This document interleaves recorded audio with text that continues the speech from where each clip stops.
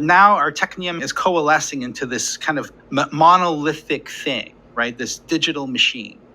This thing only succeeds if it is scalable infinitely, which it isn't. So what we do is, instead of adapting to reality, we create environments in which we can exist safely. We're becoming crabs.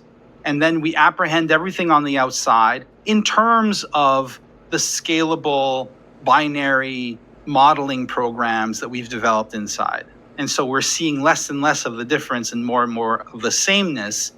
It's not so much that the world is changing, but that our ability to interact with the world in a genuine, spontaneous fashion is decreasing.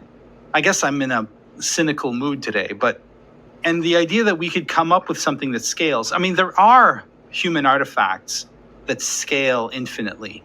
One is religions. So a good religion, right?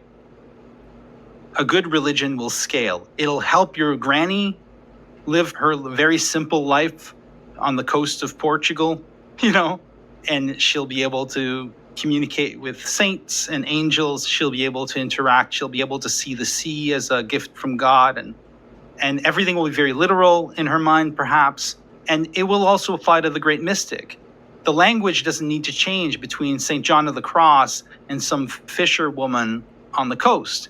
They have the same religion. They see the same religious cosmos, but the religion is designed in such a way as to allow itself to be scaled from a very simple, very earthbound, very tactile, very connected, grounded interpretation, all the way up to a mystical, apophatic, transcendental application. Nothing has to change. That's what makes a good religion. That's the difference between a religion and a cult. A cult can't do that.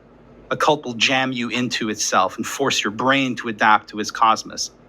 A religion is amenable to all kinds of different modalities. And that's one example. Another example is fairy tales. One of my favorite texts ever written is William Irwin Thompson's interpretation of Rapunzel, first essay in Imaginary Landscapes, where he demonstrates, among other things, how Rapunzel rehearses or reenacts the evolution of prokaryotic cells into eukaryotes. Just ridiculous. So some German peasant knew about this? No, of course not. But the fairy tale scales perfectly, which is why you'll have a Freudian interpretation of Rapunzel, a Marxist interpretation of Rapunzel. You can have a feminist interpretation of it. You can have, obviously, as Thompson demonstrated, a biological interpretation of it ad infinitum without changing any of the story. But the thing about these artifacts, these religions and fairy tales, is that they're not human constructions.